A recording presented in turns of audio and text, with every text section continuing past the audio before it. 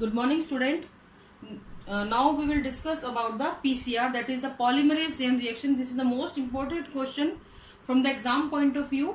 एक सिलेक्टिव आपके पास कोई सैंपल आ गया है, आपने उसको अगर ग्रो करवाना है तो उसके लिए हम लोग पीसीआर को यूज करते हैं.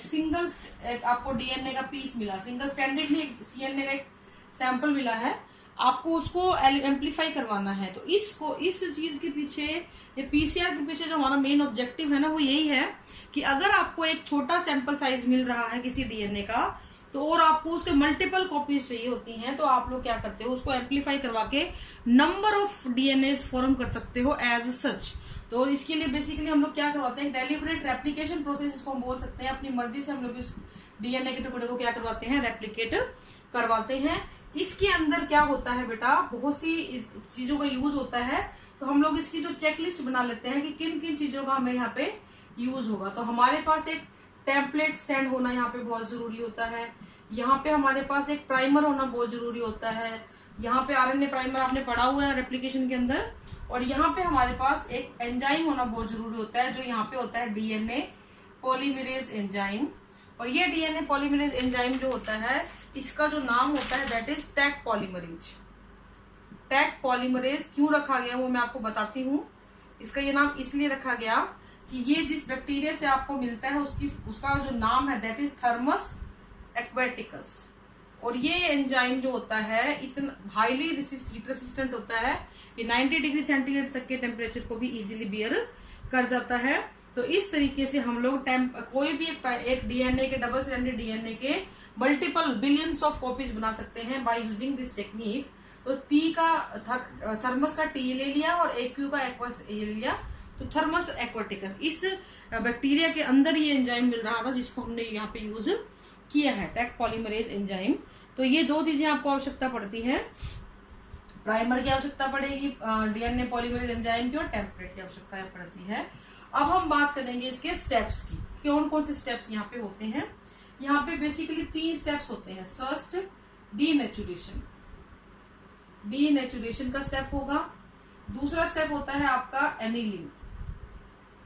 मैं साइड में बना दूंगी डायग्राम, आपको समझ में आ जाएगा. डायग्राम से ही समझ में आ जाएगा. जिस बच्चे को ये डायग्राम याद हो गया, इट मीन उसको ये क्वेश्चन याद हो गया. ठीक है, एनीलिंग. और उसके बाद आता है बेटा आपका denaturation, annealing and then extension.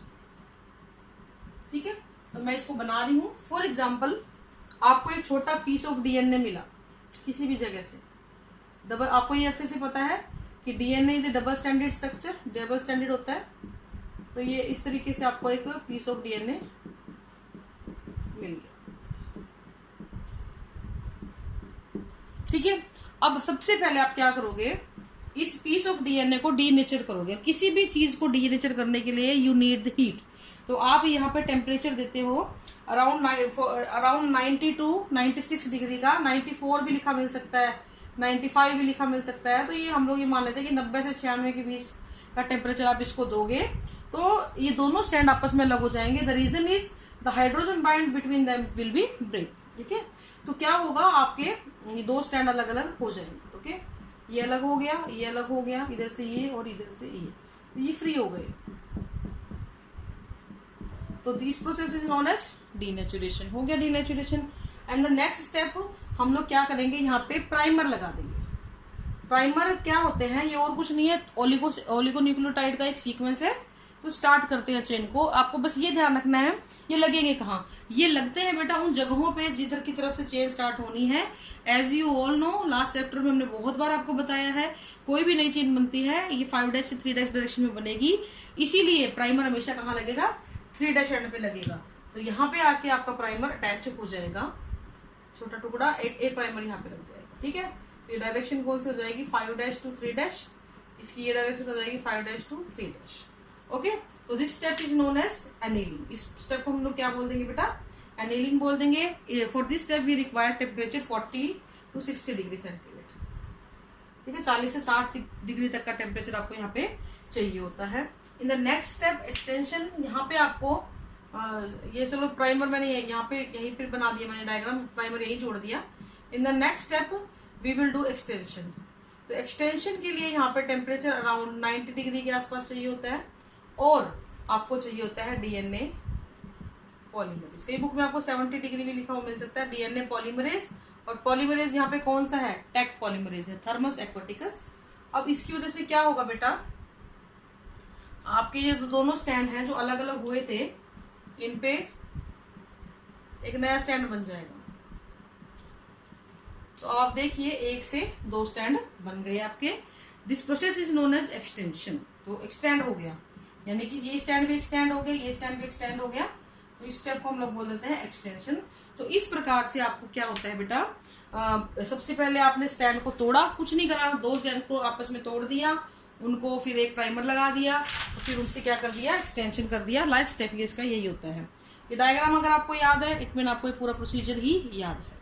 Now इसके एप्लीकेशन की अगर हम बात करें, तो मैंने आपको बता दिया किसी पैथोजन के डिटेक्शन में, कोई इन्फेक्शन हुआ है एड्स वेड्स की जिसे हम बात करते हैं, उसके डिटेक्शन में इसको यूज करते हैं। कोई स्पेसिफिक म्यूटेशन अगर हुआ है किसी सेल के अंदर, उसके लिए उसको यूज करते हैं। अगर कोई प्लांट पैथोजन है, प्लांट पे पैथोजन का अटैक हुआ है, उसके डिटेक्शन के लिए इसको हम यूज करेंगे।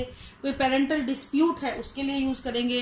कोई आपको बहुत ही पुराना फॉसिल मिल गया है, उसकी कोई सेल मिल गई है, तो उसके डिटेक्शन के लिए हम लोग यूज करते हैं। बहुत छोटा सैंपल, देखो जहाँ पे भी सैंपल साइज बहुत छोटा है ना, या आप उसको ज्यादा वो नहीं कर सकते हो, तो उसमें आप लोग इसको यूज कर लेते हो। डीएनए फिंगरप्रिंटिंग में इसका बहुत ज्यादा यूज किया जाता है, और डिटेक्शन ऑफ स्पेसिफिक माइक्रोब्स, कुछ माइक्रोब्स की डिटेक्शन में भी इसको यूज करते हैं। So these are the uses of PCR. ठीक है, this is all for today. Thank you and have a nice day.